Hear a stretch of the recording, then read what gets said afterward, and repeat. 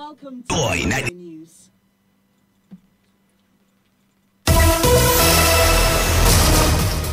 This bulletin is coming to you live from our studios here at Kokomele in a Crown. Visitor address GA0993341.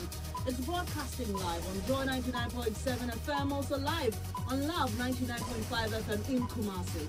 Affiliates across the country on ABN Radio in London and around the world at myjoyonline.com. The news is brought to you by Telisol 4G, proudly Ghanaian. Telisol, just attach, and UMB Bank, UMB Speed Up, DG Bank, let's go. Coming up, chaos at NDC National Headquarters between party activists after former President John Mahama formally declared his intention to contest the NDC flag bearership. We'll get details live and hear from Mr. Mahama's supporters. We genuinely believe that President John Mahama represents our best hope of a quick return to power.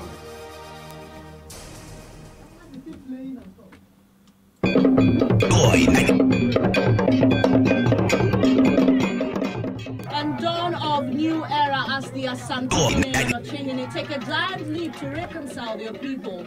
But what are the expectations of the Asantes? We'll take you live to Chebi, where the two monarchs joined President Akufo-Addo to mark the 75th anniversary of the passing of the 31st Ochihini, Nana Sir Oforiatta I.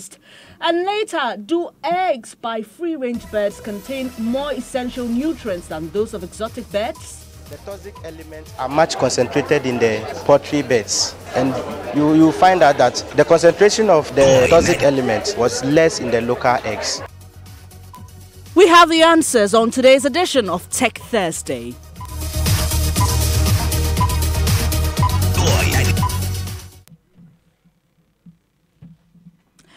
It was a lot of drumming and dancing. A scores of Ashanti royalty led by the Asante Hene Otumfuo Osei Tutu II got to the palace grounds of the Ochihene Osajefo Amueti Oforipeyin at Chebi in the eastern region earlier today. Dubbed a historic visit, it's one that has sparked renewed hope between the people of Chebi and the Asantes, given the historical rivalry between the two. Whilst the reason for the visit by the Asante Hene, that's to participate in the 75th anniversary of the passing of Nana Sir Oforiatta I, the 31st Ochihene, is simple, the significance of it is huge. We'll cross over shortly to presidential correspondent Elton Brobe for the latest on the event. But first, listen to monarchical historian Osebunsu Safukantanka blaming politicians in pre-colonial era for playing off Ashantis against their chimps. He says the visit of the Asante Hene Otumfuo Osei Tutu II to Ochiman is a step in reconciling the two people. In 1742, when Ashanti waged a war against the Achim, by the end of the war, Asante Hene Opokuare had married from Achim. Asante Hene Osei Tutu II has married from Achim. We saw Asante Hene Opokuare marry from Asin. So what should actually be the case, if not the case of politicians coming together to actually play one against the other? So Asante and Achim are not enemies. Politicians have made them enemies. Today, both have seen that they have to reconcile to put the politicians to shame. That is why it is a major occasion, a major historical event, something to be glorified. Now that Achima Buakwa has extended invitation to the King of Ashanti, and he's also going as a brother, we think it should end there. No politician should ever succeed in playing Achim against Ashanti, anywhere, anytime, any day, any longer. Well, today's program signifies what some have described as the dawn of a new era as the two monarchs take a giant leap to reconcile their people. But what are the expectations of their subjects? Listen to some of them. So I'm here to see the tradition in its peak and see what will come after the event. We want to see that after this occasion to translate into some developmental issues.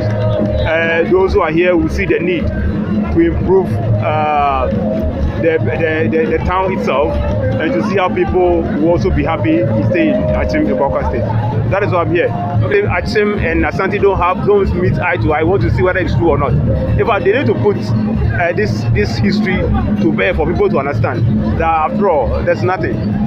Before there was, but now the reconcile and everything is okay. I want to hear about it. My expectation is I want to see whether the reconciliation of the Asante and the watching. I want to know the truth, whether it's true or that's why we are working. Let's go live to Chebi now and speak to presidential correspondent Elton Brobe for an update on the event. Hi, Elton.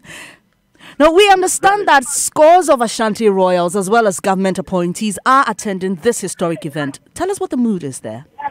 Well, the mood is quite charged. The forecourt of the Oforipenyi, which is the palace of the Ochehene, has been transformed into a Deba ground. Some few minutes ago, the Otumfo arrived at the palace of the Ochehene in a black Rolls-Royce Phantom, the 2010 series, accompanied by 21 out of the 80 paramount chiefs in the Asante Kingdom. And also accompanied him our friends, including Dr. Sam Jonah. He was met by the Ochehene himself, taken through the Oforipenyi Museum, and later had a closed-door meeting with the Ochehene. As I speak, the Otumfo has left the palace, going to his private, estate he provided for him, where he's going to change, and he will be accompanied by his subjects. They will walk from where they are to the Deba grounds for the program itself to start. Elton, we understand the Otumfo was in a closed-door meeting with the Ochehene a while ago. Any idea what they discussed? It was a closed session, but people I spoke to who accompanied the web at the meeting was that the discussion centered on how best we can strengthen relationship between the Ashanti state and the Akobwaka state to ensure development. They can lobby government to ensure development within the ethnic groups, especially the Ashanti Kingdom and the Akobwaka state. Exactly, these are some of the things that they discussed. But as we are waiting the arrival of the three important persons who are expected to grace you occasion today, the Ochehene, the Asante, and the President of Kukwado for event of himself. Thank you, Elton Brobe. Do stay with us here on Joy 99.7 FM. We'll bring you all the latest updates on that particular historic event. Now, there was chaos at the NDC national headquarters between party activists a while ago after handlers of former President John Mahama formally presented a letter to indicate his intention to lead the NDC into the 2020 elections. Mr. Mahama's declaration comes after Sylvester Mensah, Ekospio Gabra, Joshua Alabi, among others, presented similar letters to the party indicating their intent to contest. It's not clear what sparked the violence, as details are scanty, but let's get on the line and speak to John News' Kwesi Parker-Wilson. Kwesi, have you picked up on anything on this chaos we are hearing of? Yes, I did, Brenner. So now I'm reliably informed that some members of the NDC who wanted to get to the conference room to witness the team that brought to the letter from the former President John Dramani Mahama were not allowed in because the conference room was full to capacity. So the internal security of the NDC decided to stop them from entering, and it became quite chaotic because they said that they were members of the NDC and supporters of the former President John Dramani Mahama. So if he is here to declare his intention to lead the NDC, they want to support him.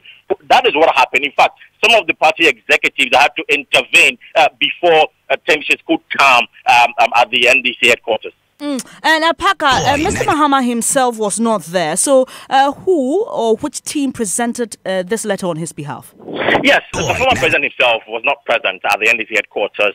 His aide, I should say, was present. That is Josba Muktari. But then the team was led by Ambassador Daniel Ohene Ejakomo, who actually brought the letter. And clearly, he stated that they want to rebuild the party. And of course, for John Dramani Mahama to put himself forward to be elected as the flag bearer for the NDC clearly indicates that the NDC is positioned to win the 2020 election. And that was why the former President John Dramani Mahama has decided to lead the party.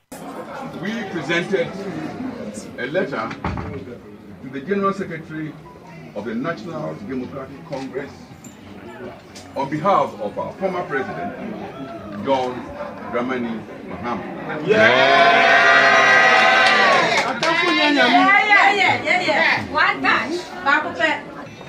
He officially communicated his intention to contest the flag bearership of this great party.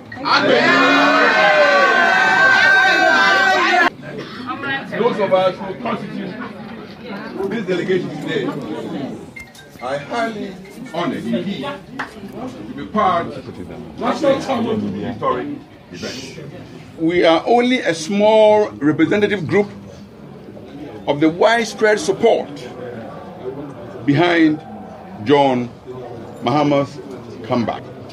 We have all come on board this mission to work for the re-election of JM, guided by lessons from our recent past.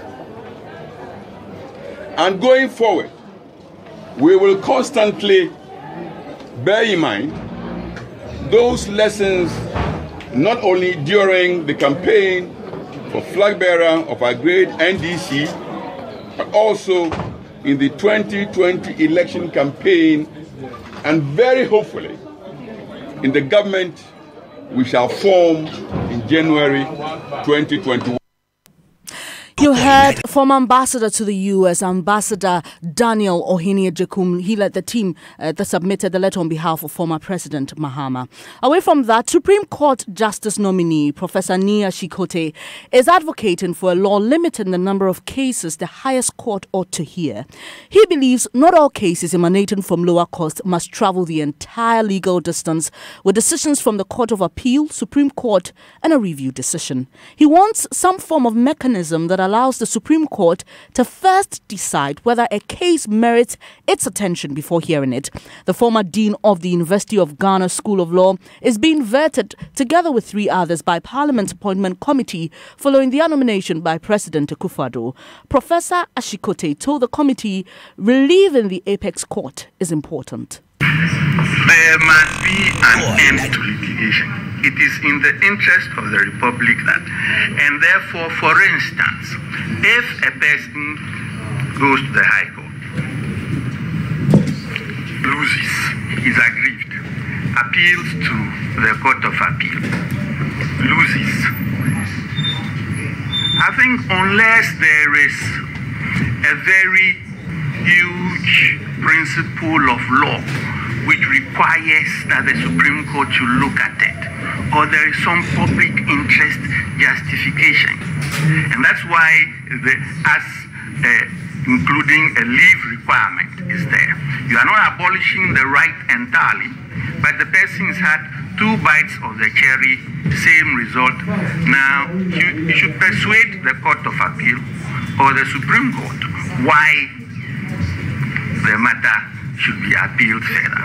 And that's the other reason why, as I've said, I am not a huge fan of the review. Parliamentary correspondent Joseph Opoku-Gakpo joins us live from the Verton. Joseph, what more has Professor Kote been saying? Hello, Joseph. Hello, Gifty. What more has Professor Kote been saying, Joseph? So there was a question to him on the issue of gay marriage, Bennett, which he indicated that this is an issue before the court, and so he wouldn't be able to comment on that. There was also a question to him about how he thinks the issue of land acquisition and the difficulty with it can be resolved, and whether he thinks it's about time government nationalized all lands. Another suggestion that he again disagreed with. But then he called for the protection of forests and the planting of more trees as a sure way to help protect the environment. And again, there was a question to him about what can be done to further strengthen Parliament. And there again, he disagreed with suggestions that there should be a decoupling of ministers and parliamentarians, where ministers shouldn't be able to serve as parliamentarians and vice versa. And he cited examples from the UK, from France, from Canada, and said that the reasons why Parliament is weak as far as its oversight over the executive is concerned has more to do with resourcing, and not exactly who serves in Parliament and who serves in the executive arm. He is currently responding to a question on whether he thinks Parliament can institute a legislation and go ahead and amend any portion of the Constitution without recourse to the executive arm of government. Joseph, and are all 4 nominees to be judges of the Supreme Court going to be vetted today? It's 2 of them who are being vetted today, apart from Professor Ni Ashikote, one other nominee would also be vetted later today. That's Justice Samuel Kofi Mafusau, and then tomorrow, Friday, the rest of the two will also be vetted by the appointment. Thanks for the update.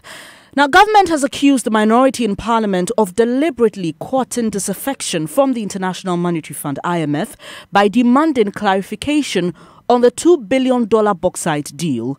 Last month, Parliament approved an amount of $500 million for phase one of the deal that will see roads constructed by Chinese company Sino Hydro, with government paying back with bauxite. The minority won the deal captured as a loan agreement, forcing its leader Haruna Idrisu to demand clarification from the IMF. Speaking on the Super Morning Show, Information Minister Designate Kojo Oponkruma said the NDC MPs are acting in bad faith. A judgment creditor doesn't mean he has lent money necessarily to somebody. So the use of the word debtor and creditor in the document is the open definition of those words. An entity that owes a debt or who is indebted, an entity that has a claim on the service of another is a creditor. And we explained all of these ones to them in Parliament. So for you at this time, when we finished and Parliament has passed a resolution to this effect, you know the President is just a few weeks away from going to China to complete what's left of the transaction, and then you write this Nicodemously to the IMF, is something that smacks of bad faith. Now, number two, the real objective of the minority is not an innocent asking of questions. I was listening to the Honorable Haruna Idrisu very well, and he says that there's a potential for debt distress. They are compelled to write to an independent arbiter to have an understanding of the conflict in the thoughts of government. I was transcribing his words. Let nobody be deceived. This action by the minority has a real motive behind it. It is indeed an attempt to nudge the IMF to object to the transaction. So if you want further and better particulars, you feel they should have come to the government? Today, the Constitution gives you the right to write to the... And I know that the minority has written to the Finance Minister requesting information on other things. Mm-hmm. If you want further and better particulars, you write to the government of Ghana saying that perhaps I want clarification on X or Y or Z. But Minority Leader Haruna Idrisu maintains they are only concerned about the impact on the country's debt stock. When the government closed the year on 2017, I wrote formally to the Minister for Finance for some information from the Bank of Ghana on how the year closed. I'm yet to have a formal response to that letter. I'll make a copy available to you. So, for my colleague to describe this as Nicodemus, it is the intransigence. They insist is better, and we insist is a loan. And does it let me quote, I'm holding the mid-year fiscal policy review of the 2018 budget statement economic policy presented to Parliament 19 July 2018 by Minister for Finance, Honorable Ken Oforiatta, and then read this. Mr. Speaker, I would like to assure this august House that the $2 billion worth of infrastructure to be provided by Sino Hydro will not add to the debt stock. So the quagmire that we are seeking as a minority to resolve is whether this $2 billion will increase the debt stock for Ghana or not. Minority Leader Haruna Idrisu there. Government says it is committed to enforcing the law banning former top officials of the Bank of Ghana, BOG, from setting up banks shortly after leaving office. Deputy Finance Minister Charles Edu-Boahing believes people who have access to information on how the central bank operates are likely to know how to avoid regulations, a situation he believes contributed to the current banking crisis. The BOG has so far revoked the licenses of 7 indigenous banks, saying some of them were insolvent aside from breach in banking regulations. Mr. Edu-Boahing is confident enforcing that law could minimize the number of banks in the system that sometimes makes the BOG's work difficult.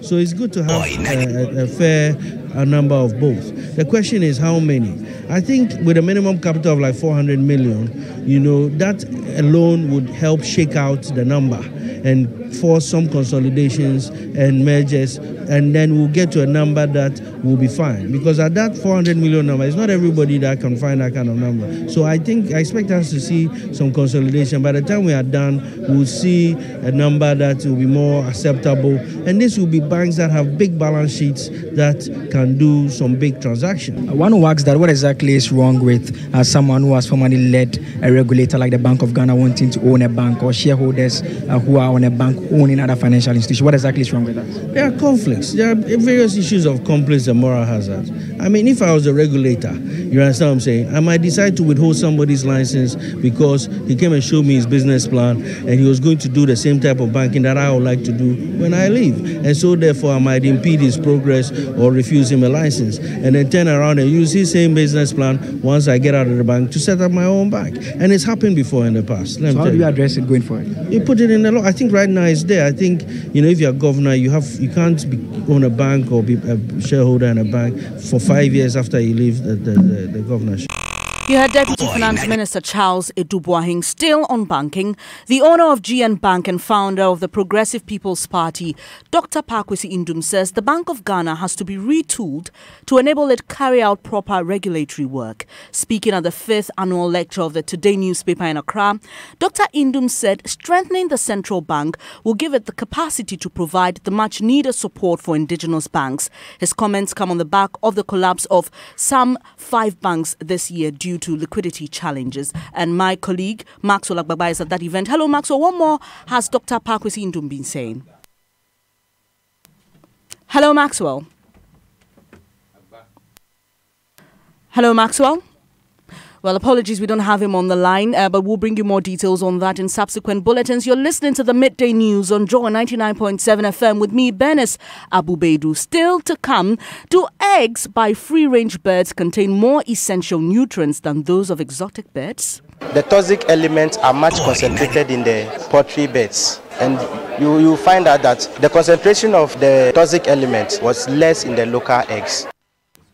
Also, farmers at Pwalugu in the Talensi district of the Upper East region are calling on government to negotiate with Burkina Bay authorities so that water from the Bagri Dam can always be spilled in bits. Details shortly. That is the sweet sound of excellence.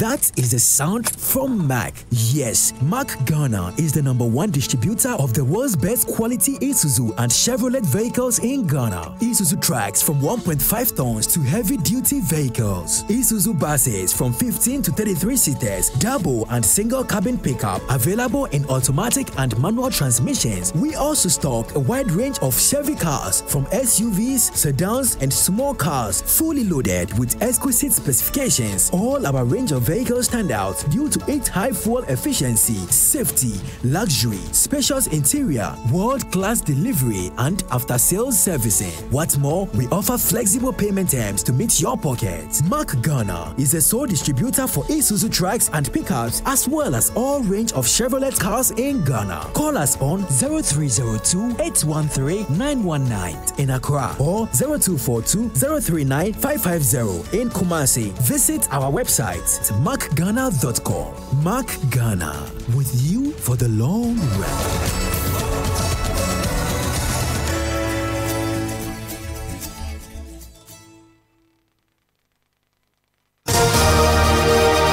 Thanks for staying here on the Midday News. It's now time for sports. Ridwan has more. We're going to learn something about semantics this afternoon because although FIFA claimed that the government of Ghana was interfering in football administration in the country, after initiating a court process to liquidate the Ghana Football Association, Sports Minister Isaac Esiama disagrees. He feels that the move by the Attorney General was an intervention, hence avoiding a worldwide ban by the world's football governing body. Ghana is a friend of CAF. Ghana is a friend of FIFA. No ban. We have demonstrated to them that as government, we have never interfered. All that we are doing is to intervene and save the game of football. That's what that. You heard Isaac Esiama there. So did Ghana interfere? Did the government interfere or intervene? I don't know. But there's no ban in the long run because government agreed to terminate the court process to shut down the Ghana FA, and FIFA says it will constitute a normalization committee to supervise the day-to-day administration of the FA after disbanding the executive committee following the announced investigation. Thank you, Redwan Asante there with sports. Now, farmers at Polugu in the Talensi district of the Upper East region are calling on government to negotiate with Burkina Bay authorities so that water spilled from the Bagri Dam can always be done in bits. Burkina Faso Power Authority Sonabel announced they will start spilling water from the dam today. The Volta River Authority has issued a statement asking all residents in the path of the floodwaters to move. While Deputy NADMO coordinator says they expect the farmers to move to higher ground ahead of the spillage, but he indicates a team of disaster experts will be stationed in the northern region town for a month.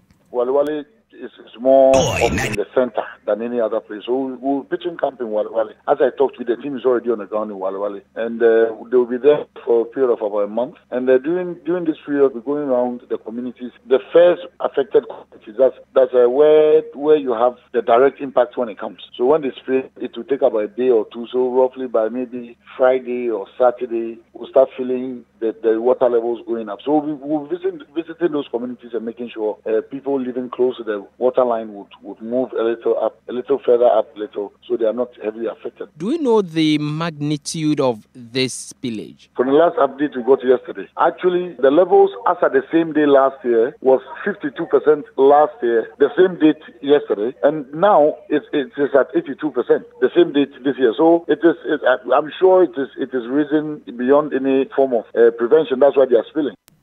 Well, the farmers are anxious and afraid their crops will be destroyed. Albert Sori has been speaking to some of them. He joins us on the line. Albert, it appears the farmers are more concerned for their crops than their lives. But are they making any attempts to leave? Well, they aren't. Their homes are not close to the farms. So what they are really concerned about is the farms. They live in very distant places, so their houses are not in danger. It is the farms that are situated very close from the White Volta, and that is why they are concerned that, their crops will get destroyed. As a matter of fact, I'm currently on one of the farms, and already the crops are submerged, not because of water from the Bagre Dam, but because the area is already waterlogged. So just the rains have submerged some of the farms already. And so that is why they are afraid that if the spillage continues and in large quantities, their farms will be completely destroyed. Thank you, Albert Sori. Now, eggs have for centuries remained an essential part of human diet for their high-quality protein. But does it matter to you whether the egg you consume is from a local free-range bird or the confined commercial type? Findings by a student at the Kwame Nkrumah University of Science and Technology gives a clue. He found free-range birds contain more essential nutrients and less toxic metals than commercial breed. On Tech Thursday, Love FM's Kwesi Deborah speaks with final-year chemistry student and author of the study, Emmanuel Kofiedu. Baseline levels of essential minerals as well as toxic elements in eggs have become important. It's because deficiency or otherwise of these elements can affect functioning of the human body. For instance, essential minerals are needed for blood production, the body's defense system, to proper growth and development. Emmanuel sought to evaluate essential and toxic elements in free-range and poultry eggs in the Joso Jabe municipality of the Ashanti region. There has been a perception that eggs produced by poultry birds are of much quality than those produced by the local birds. Okay, some also say those produced by the local birds are of much better quality than the poultry birds. He analyzed 6 metals, 3 essentials comprising iron, copper and zinc, as well as 3 toxic metals, lead, chromium and cadmium. The young researcher found the free-range eggs had much higher essential elements and lowered toxic metals than modern poultry eggs. The toxic elements are much concentrated in the poultry beds, and you find out that the concentration of the toxic element, like the cadmium, was less in the local eggs, and much of the elements were concentrated in the egg yolk. There's a bright side to the exotic poultry eggs, as the heavy metals are found to leach after boiling. Reporting for Joy News, Kwesi Deborah. Well, now you know what type of egg to look out for. It's now time to know what's trending. Mapito Sibidi has the latest, Maps. So Alban Bagbin is trending, and at this_Ghana_boy says, those comments by Alban Bagbin are just unfortunate to say the least. And at Alfafa_GH says, at this point, I conclude that Alban Bagbin is confused after listening to some of the comments he has been making recently. And the last comment I'm going to take is from at Awesome Curtis, who says, at this point, Alban Bagbin should forget about running for president. #loose talk. Thank you very much, Mapito Sibidi. And that will be it for this edition of the Midday News. Before I go, a recap of our top stories. Chaos at NDC National Headquarters between party activists after former President John Mahama formally declared his intention to contest the NDC flag bearership. We brought you details and also heard from our correspondent then. Dawn of a new era as the Asante-Hene and Enoche-Hene take a giant leap to reconcile their people. We told you what their expectations were. There's more news when you log on to myjoyonline.com. I'm Benis Abubedu. Do enjoy the rest of your day. That's the sound of my heart breaking the first time I said I wanted to be a cassava farmer. Thank you. But this was when I graduated with first class honors in agriculture. Oh, my first harvester. The last harvester I ordered online. That's